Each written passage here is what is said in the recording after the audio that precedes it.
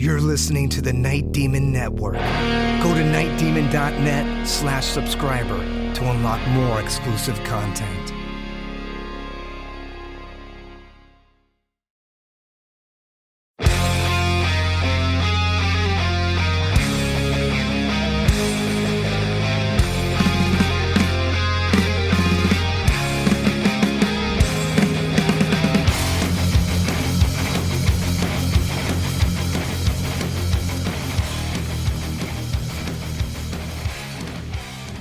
Hello and welcome to the Night Demon Heavy Metal Podcast.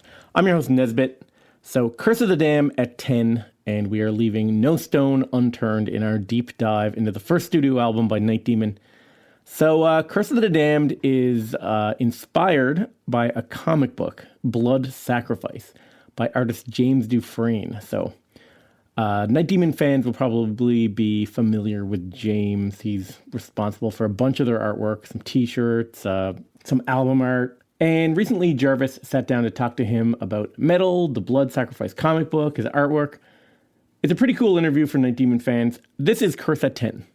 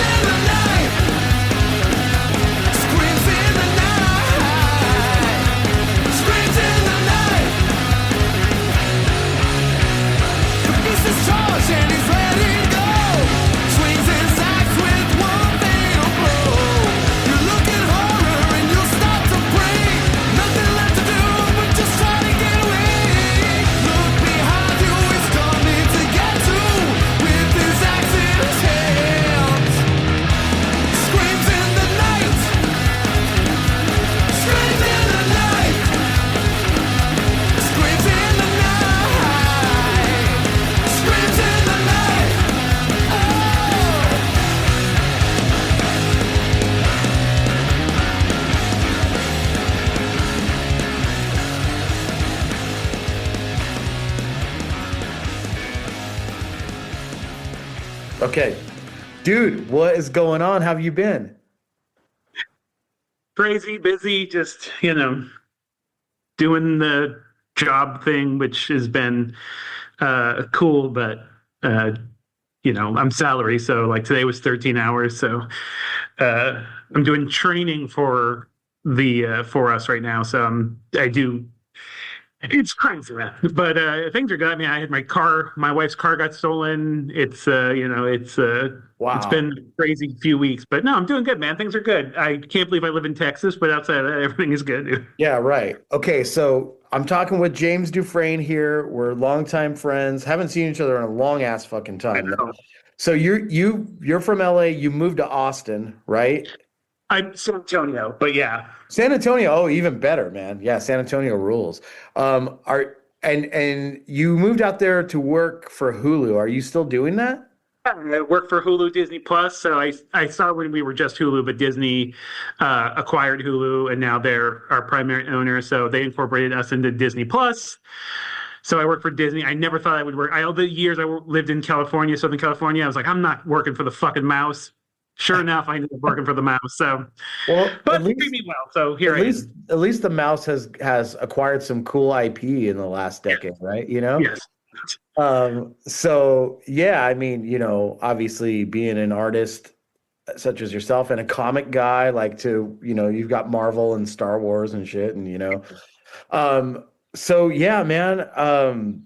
Geez, this is kind of weird, like that we're doing this thing now. But so for people who don't know, James has done a lot of art for us in the past. Our whole horror series with the Ghoulies thing, Phantasm, Fright Night.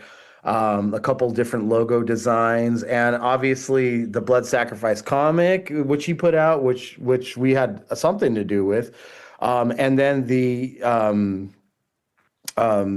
sketches and the idea, which was what became the Curse of the Damned album cover, and also the 4 images that are inside of the gatefold, which are super awesome. So yeah, let's just rewind here. So we met in like probably 2013, I want to say, around that time, 2012, 2013. About 2013, because my son was born in 2012, and when I lived in Northern California, we moved up to Northern California when I got married, but we came back to Southern California about a year after he was born. So he was born in 2012, so it was 2013 probably, yeah. Right. And we have a mutual friend, Anthony Tetro, and that's how we were kind of introduced. And you had this idea that you wanted to do this comic book, which was kind of like a throwback to like all the 80s movies that we love. And you wanted to start to have this fictitious band called Beast, and you wanted to kind of put a record with the comic, and kind of thought of us. And we thought that was a great idea. Unfortunately, we had some like contractual obligations, which we couldn't do because we were also quote unquote working for the man. Yeah. But so we managed to kind of do something anyway. I remember you were coming up here. We had a couple meetings, and I remember even then just kind of like we had this idea of this kind of similar kind of story in our mind, and we were walking around town and like looking at City Hall and stuff, which eventually we kind of adopted on the next album, Darkness Remains. But there was all these kind of different ideas floating around, and I actually came across the other day a script, or like like you were like kind of 3/4 of the way writing this whole story. There was so much more to this. Yeah. And then, obviously life got in the way and stuff, but like, it was really great that we were able to get as far as we were and like collaborating on some stuff. And, in the original album, it says basically that it's a soundtrack to Blood Sacrifice, not really a concept. We did adopt the first panels into the song Screams in the Night, and we did kind of write that for what you had already drafted in the story, and we incorporated into the music video, which was awesome. And then, you were able to release the first issue on your own. And I remember going to like a comic fair or something that you were at, and you're like, here's some copies, and it was like, wow, this came out great, Yeah, it was interesting because I had the idea since I've been a horror fan my whole life, but I had the idea since like early 2000s, I was a big fan of horror movies, obviously 80s horror movies, like VHS. I was collecting VHS at that point, but I really love like the metal, like things like Trick or Treat and Black Roses. And I thought, how cool would it be? I always wanted to direct my own horror movie, but I was like, can't do that. So let me make this comic. And so I had shopped around the idea to some friends, like, hey, if you know any bands that, kind of have this old school. And I was listening to some trad metal stuff at that time, but I hadn't heard you guys yet. But Anthony put you guys on my radar, and I watched your first music video. I was like, oh, I like this vibe a lot. It's like the vocals I'm sure you've heard this many times, but I was like, the vocals kind of remind me of Riot, and I'm digging this a lot. But when I heard the songs that you had recorded already for what ended up becoming Curse of the Damned, I was like, it's almost kismet, because it's the exact vibe I'm going. You're the themes of the songs. So yeah, it was definitely, I was so stoked. When you kind of think of these ideas, you think, oh, well, some, kind of nobody band, somebody who would like do some dumb indie comic songs for, I was thinking like 2-song single or something to go that with this comic, and and it became so much bigger, and it became so much larger in so far as scope that like it basically took a life on its own, and so it existed as this, like I said, almost like an adaptation of the album itself. Like it was completely just kismet. When you first played those tracks for me, I was like, holy shit, it's almost like this was like meant to be. Yeah. So yeah, I was just excited. It was, life was happening at that moment, so all sorts of crazy shit was happening.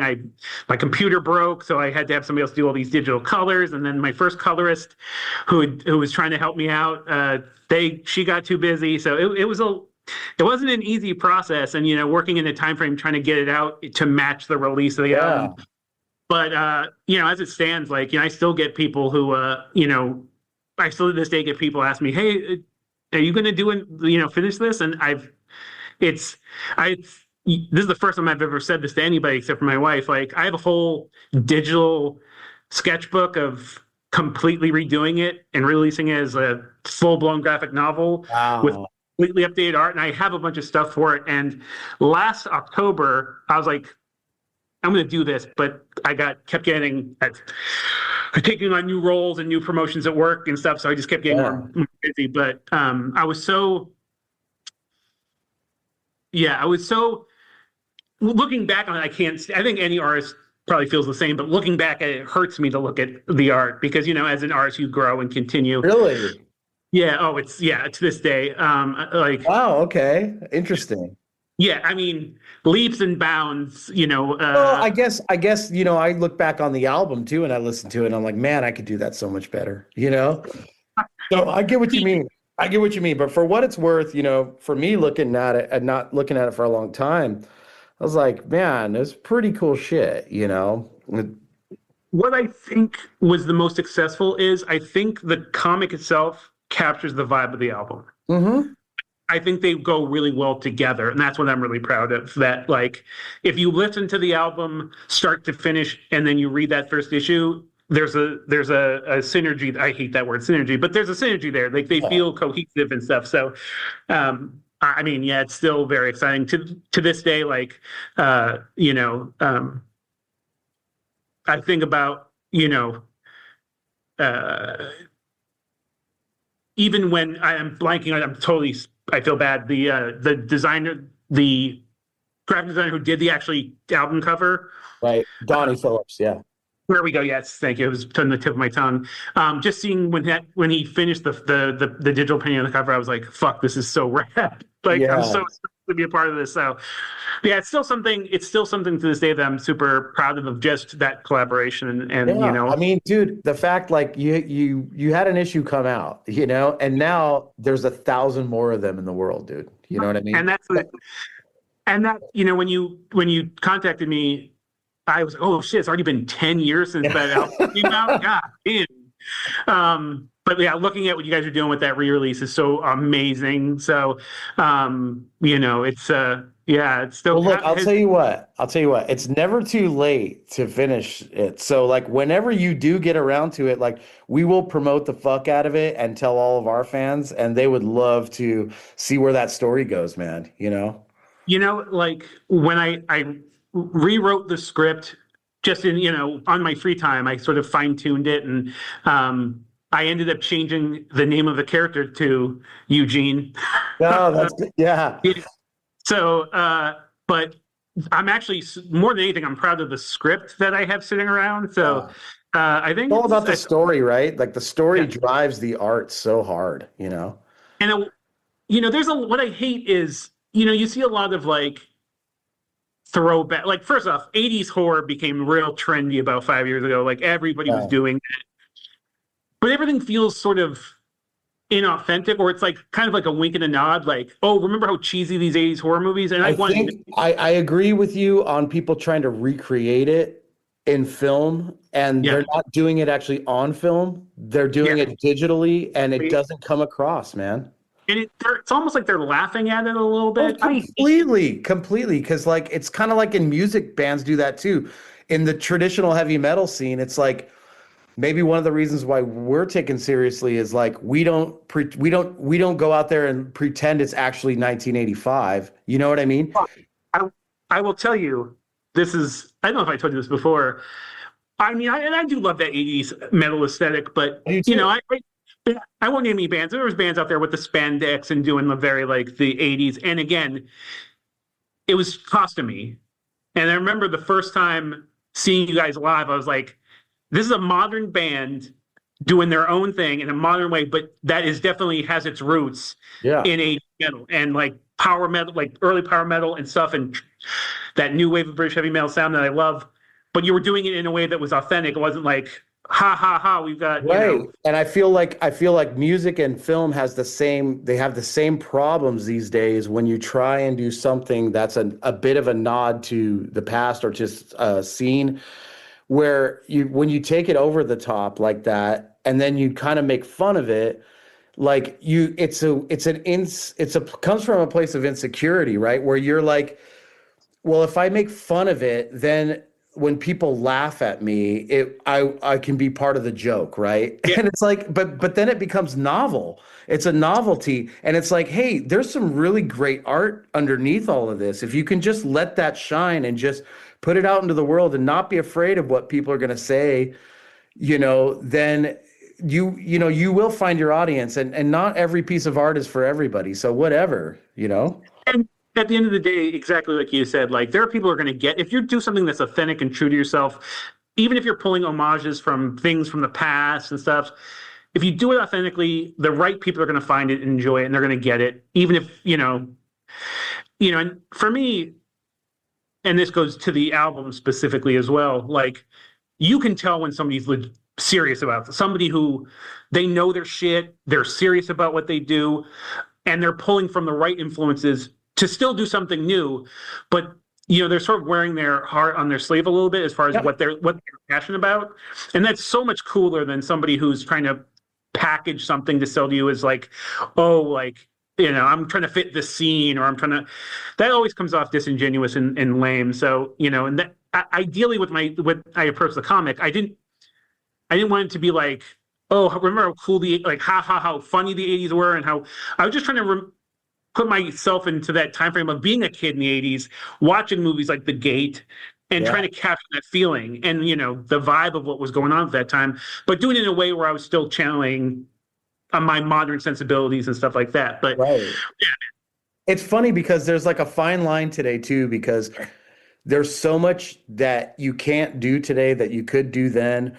And there's some stuff that may be inappropriate today that wasn't then. Like I went and met Ryan Lambert and Andre Gower from the Monster Squad, and they were doing a signing, and we were kind of talking a little bit about that. And it's kind of funny, like you watch the Monster Squad, which was like a gateway for me as a kid into horror, and like they're talking about virgins. The whole premise is the sister's a virgin, but she's not. The kids are smoking. They're calling each other faggot, and stuff like this. And fat kid, and it's just such a different world. And sometimes like I think about Lovecraft being a racist or whatever, like 100 years ago, and you kind of gotta, like, I hate to say separate the art from the artist. Nowadays you can tell if somebody's blatantly an idiot, and you can decide with your dollar, right? But I think like of the time, like you're just a product of your environment. So it was interesting to see how you wrote the comic, because I don't feel like you pulled any punches, but I don't think you were overtly like, I'm going to be of the time period. I don't care. You know what I mean? But there was still some of that stuff in there. I mean, in the first scenes of the comic, like these people are going to have sex in this car. You know what I mean? It's not like they're just going to make out. You know what I mean? And the head does get cut off. And then with the woman, you don't know what's going to happen, but you can assume, right? And that's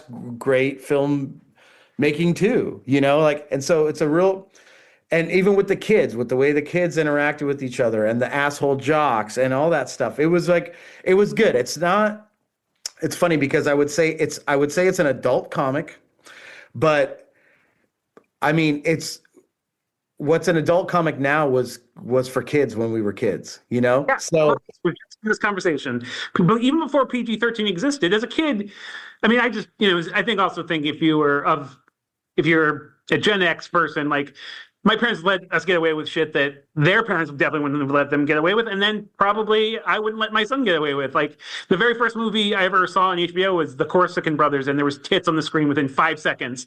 So I love that scene where they're locked up and he's got his balls itch and he's got to scrape across the floor to scratch his nuts. My goal too was like, I wanted to. I wanted to like sort of do a cross between a Satanic Panic, like my goal was like I love like the Satanic Panic of the '80s, but I also love deformed mutant slasher movies. So I was sort of trying to combine those two things that I loved. And I wanted to feel ultimately I wanted to feel like if this was made into a movie, it would. I honestly thought I approached it like I'm just making a movie, like I'm a director of this movie. Absolutely. Movie. And so that's how I'm going to approach it. And I thought doing it. It's funny because, again, I had this idea going back to the early 2000s. I literally remember thinking I'm going to make a comic. It's going to look like a VHS tape. Mm-hmm. They had all these grand ideas, but at the time there wasn't a huge audience for that. And this was also like the time of like, even in the metal at that time was like super, like we were going, melodic death metal. And then, I didn't really wasn't in the scene for that. But then about the time I was ready to work on it, there was the 80s horror had become really popular again. And there was, like I said, there was even musically, I was like, this is like the weirdest, like the timing is right, but I still felt like nobody's ever going to see this. And so when I partnered with you guys, I was like, even if it's just fans of your band out there see it, because I know they'll get it. If they're fans of your band, I know they're going to get what I'm trying to do. So it just worked out perfectly like that. Absolutely. And you did it in a very cinematic way. I mean, like a lot of comics, especially horror comics, they'll, the splash page is the title. It's right there when you start the story. With you had an opening scene and action happened. And you said, I want to know what happened and what that is. And then you have a title card. And then it's fucking brilliant, man. It's great. And you collaborated with a lot of good people on this, and there's some fan art in there, and like it already has like a cult to it before it comes out, and that's what I like about it. Well, what's crazy, I don't know if you're a fan, like he at the time he was a buddy. I haven't talked to him in a long time, and that's probably just because he's very busy, but the guy who did the back covers, this artist Trevor Henderson, who has since gone on. He created a character called Siren Head, who they've used in games like Fortnite, and I had no idea. He's blown up. There's a movie called Terror, which unfortunately isn't the greatest horror movie, but he designed all of the monsters for that. So I remember it was weird. I became a superstar to my son because I was mentioning, he was watching something, I was like, oh, Trevor Henderson. He's like, Trevor Henderson? I'm like, do I know Trevor Henderson? He did the back cover of my comic, and I became a superstar in my son's eyes, and he went to brag at school. But so it's also a weird day. It's one that you can, if you own a copy, it's one of the, earliest bits of Trevor Henderson art out there. So that's incredible, man. I had no idea. That's so look awesome. him up. It's wild. Yeah, and he was really he did it for free. Just did it as a favor. In fact, the guy that also did the interior. Now I can't think of was it the pinup or the interior back cover on this guy Zebra. He also he's super successful, like kind of self-published cartoonist. So yeah, it's weird. It's just everything worked out. Where do you feel that horror or in general stands at the moment? I think it's actually a really interesting time for horror, especially. You have this sort of crossroads of stuff like the movie Sinners being the highest grossing original film of the last 15 years. They did have an $80 million budget. So was it that big? I thought it was like 50 million. It's it's 80 million. It's 80 million. And I have no idea if that includes marketing, because then you're talking another 20-30, right? Yeah, exactly. But yeah, I mean, I think right now it's at around 256 million worldwide box office. You can stream it now for $30 probably on Amazon Prime, but like it's I think of movies like Get Out, like where they're like horror is starting to incorporate more races into lead characters, which you never fucking had, dude. And exactly. I think people like minorities are kind of more, it's bringing them in more, just like it did with sports. You know what I mean? Yeah. And I think that's great because it's like, it's opening up a whole new audience to people. And it's essentially a vampire movie, right? Yep. You know, and I think that's amazing. But I mean, we're also seeing minor budget films get theatrical releases, and they are smashing it. Like, and see, the thing is, like with horror, you don't need stars. No, and again, it's weird. I had having this similar conversation. Something like the Terrifier franchise, that was as grassroots as it gets. I mean, and the first movie was a movie nobody saw. Then he started hit the first full movie with Art the Clown. Some people saw, but just by word of mouth, that blew up to the point when Terrifier 3 came out.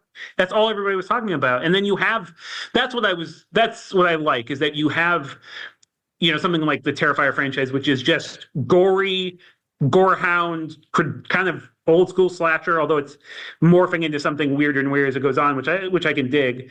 But then you also have the sort of A24 or whatever, like the sort of, I hate the term elevated horror. To me, it's just horror. Like, it's like there has to be all these sub-labels. It's just like the metal genre, dude. There are so many sub-labels, and I think now that the weird and the fantastical is starting to be acknowledged by the Academy Awards, which horror was never even a thing. Okay, and so it's been discounted into this kind of fringy trash bin, right? Yep. And now that you're seeing these things, I think a term like elevated horror is more for an ignorant audience to tell them, like, hey, there are some real psychological things going on here that make you think about stuff, right? Absolutely. And I still get mad when people say, oh, horror's gone, it's all political, it's all about social messaging. Motherfucker, did you see Night of the Living Dead? Horror's always been exactly challenging the norms. It's always been political. Like, it's always been about the horrors of humanity and like the evils we do upon each other. I mean, the day the earth stood still, it's like you go back, Orson Welles' fucking radio dramas, you know what I mean?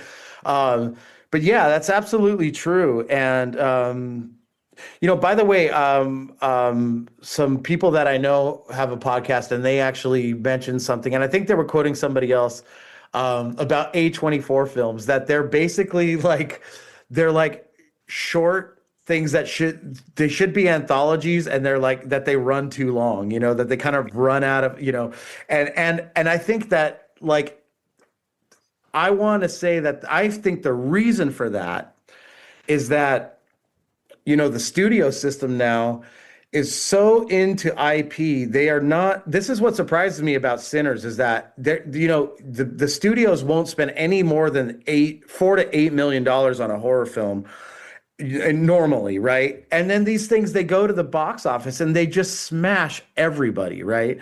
And I think they're not into spec scripts anymore or original ideas. I mean, I just saw a trailer last night for I Know What You Did Last Summer, and but that's what it's called. Not even like you have franchises using the same name. How do you differentiate? Like, you can't call it Part 8. You can't call it I Know What You Did Last Summer again and again and again. Like, you have to use that's just fuckery.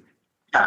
And I mean, nostalgia bait is part of culture to begin with, but I feel like, especially with horror, you can get away with, like, logically, these films don't make any sense. Like, and the fact it's, I actually am, I have strong feelings about like things like the Scream franchise. I actually really enjoyed the previous one, but up until then, they had sort of beaten that horse to death. Yeah. And I think it's really just a matter of script and acting that kind of elevate, even though the Scream movies always fall. Since part 1, all those fucking movies fall apart at the ending. None of them have good endings. And they didn't have Wes Craven, Well, I mean, we can talk about it goes back to Halloween and like John Carpenter not wanting to do part 2, and then they're like, no, we're going to do part 2, and it's been fucked. Yeah.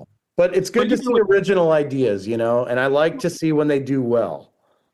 Like, say A24, though, that's a perfect example where they became respected because their first movies they were putting out in the horror genre were subversive and weird and original and really well made. Right. But then what happens is it becomes like this umbrella of A24 horror.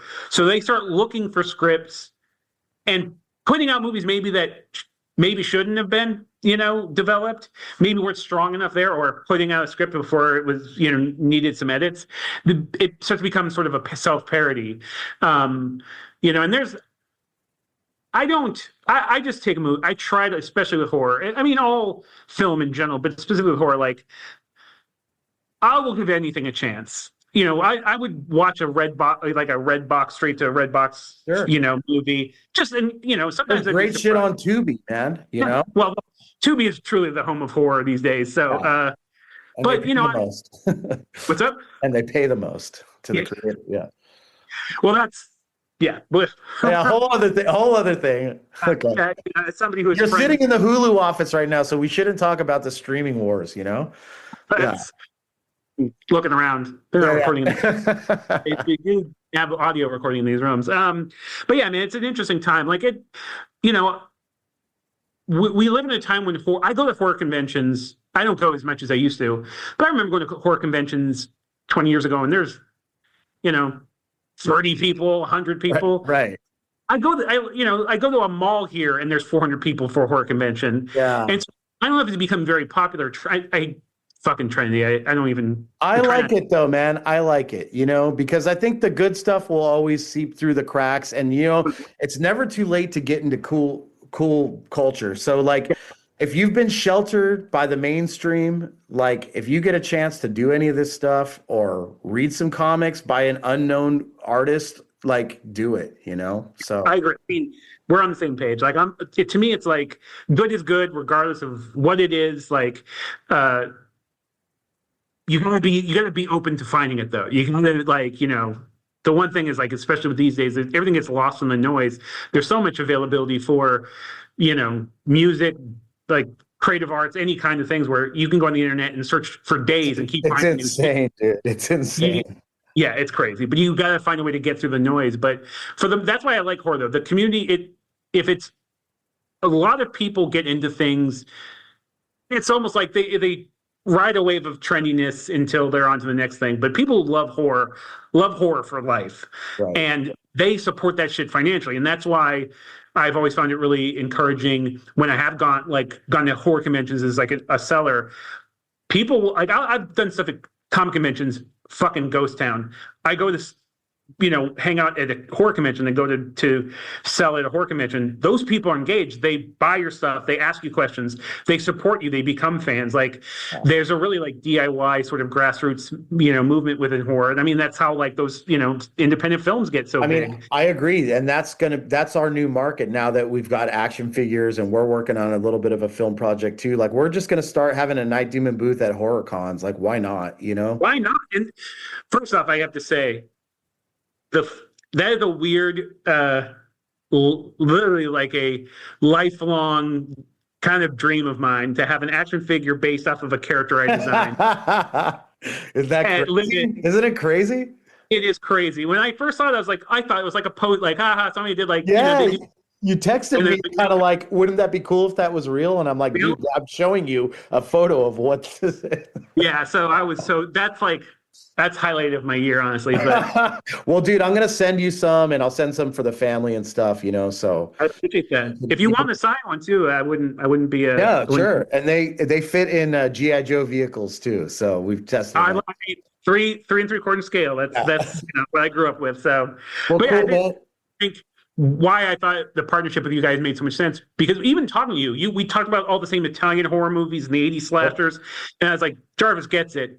Beyond that, though, I was like, if I became a fan of your band, not because we were collaborating, just because I genuinely was blown away by those songs, but I was like, if I was a horror fan and I discovered this album, this would be it. So, yeah, I definitely think getting your band into horror conventions would be a smart move on your part. Man, absolutely. And like, look, I know we're coming up on time here, so I just want to say I'm so stoked that there is 1,000 more copies of this in the world now. Obviously people have to buy this box set, but it's selling really well, and so the fans are going to actually have this thing now. but I highly encourage you to take it a step further and finish this book, man. Like we will fully support it and tell as many people as we can. And I think it would just be really cool. I think it's one of the coolest untold stories in our current metal culture, right? So like, take that how you will. I know you're busy, but like, I think that the results will be great, you know? I mean, I will tell you, I was for the longest time, I was a purist. I'm like pen and ink on Bristol board. I'm never going digital. And then I got a tablet and I was like, oh, what have I been fucking doing with things are so much faster and cleaner.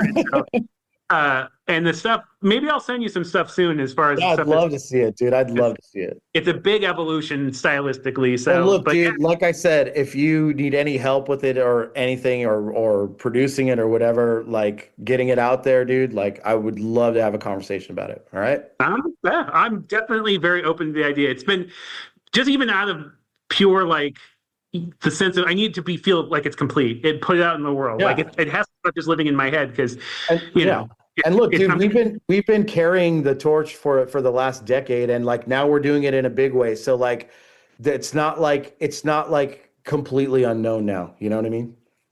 Well, again, I was already sort of stoked on it, and now I'm even more excited. So we will talk. We will talk. Sounds good, dude. Thanks again. It's great to see you, and stay in touch. Stay in touch, and we'll get it going. All right. The next time you come out to San Antonio, though, let me know because I mean it's hard to get childcare, but my boy is now he's going to be 13 soon, so I can take him to his first 19 show. So I know exactly. Okay, yeah, we got to get this thing done while we're still here, right? Exactly. Before we retire. So, all right, James. All right, have a good one, Jarvis. Thank you so much, man. Peace out. Well, that's it for this week. Pretty cool history behind this album. Blood Sacrifice is sort of like a companion piece to the album, especially if you check out the screams in the Night music video. The comic is out of print, but it's been reprinted in a limited run for the Curse of the Damned Ultimate Edition. CurseDamn.com for more info on that, and nightdemon.net for all things Night Demon. Curse at 10. Until next week, this is Nesbitt signing off.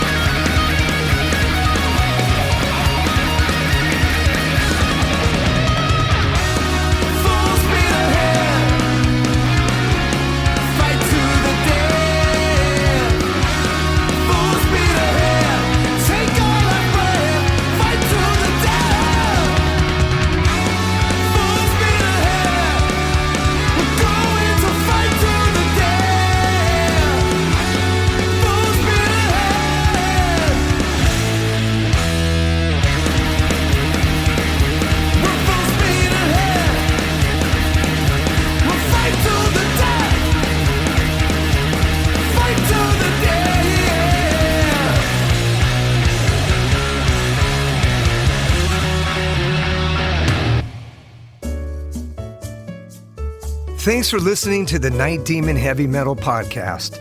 Head over to nightdemon.net, click on the subscriber tab, and sign up to access exclusive weekly bonus content.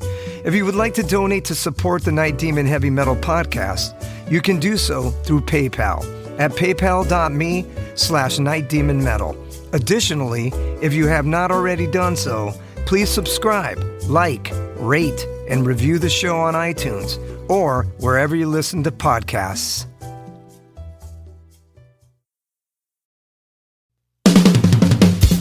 All hail, Night Demon Heavy Metal Podcast listeners. This is Dusty Squires chiming in to tell you about my brand new signature sticks from the London Drumstick Company. I've dreamt of having my very own drumsticks ever since I was a wee lad, and LDC made that a possibility for me. Founded in 2016 in London, England, the birthplace of heavy metal, the London Drumstick Company has trailblazed a path through the music industry and taken the drummer world by storm. When I met them for the first time, they knew their product was going to withstand the beatings of a Night Demon show. They took the time to work with me on getting everything just right. The balance and weight of my sticks are the same no matter what, and the durability is bar none the best I've ever had. I know my sticks will last through the set night after night. I'm truly honored to work with a company that caters to their players the way LDC does. Their innovation and attention to detail is what separates them from the rest of the stick makers out there. Their custom stick sleeves are unbelievable and really make the entire presentation complete. Wait until you see the design they came up with for me. It blew my mind and was a surprise to say the least. They have all kinds of amazing swag, including hoodies, t-shirts, drummer shorts, drum keys, stick bags, towels, face masks, practice pads, and much, much more. Even if you're not a drummer, you can be a part of Demon history and order my brand new signature sticks direct from their website. How cool is that?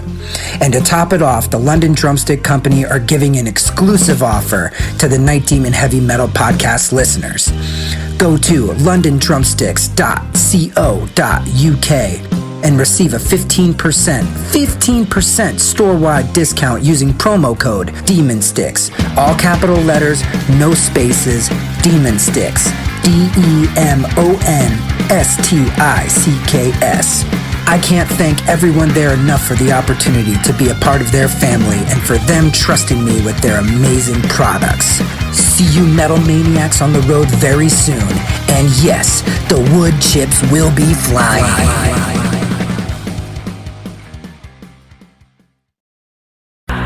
Greetings, boils and ghouls. This is your comrade, the Crypt Keeper here, reporting dead from the sanctuary of the strange. Tonight's macabre myth is a fright-filled feature, one overflowing with monsters, madness, and magic.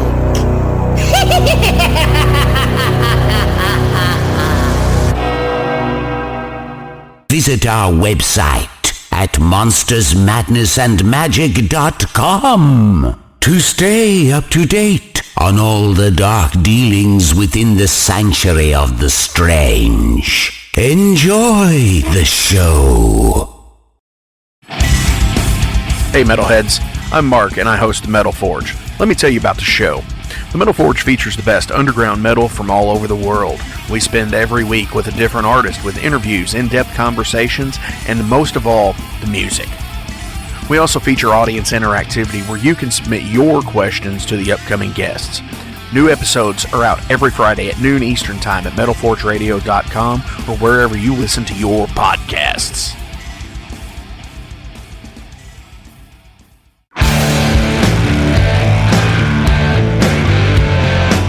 Want to know what's going on in the world of music? Then tune in to the Nothing Shocking Podcast, a non-genre based, all-ages friendly rock and roll program. Join us weekly for interviews with all your favorite rock stars from the mainstream to the underground. You can find us at nothingshocking.libsyn.com or anywhere you download podcasts.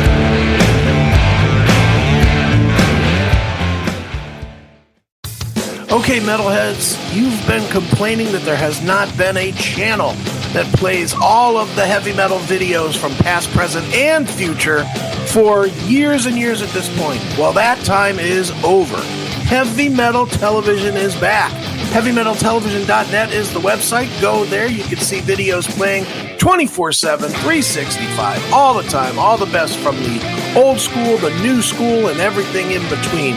Check it out, HeavyMetalTelevision.net. It is where the metal is.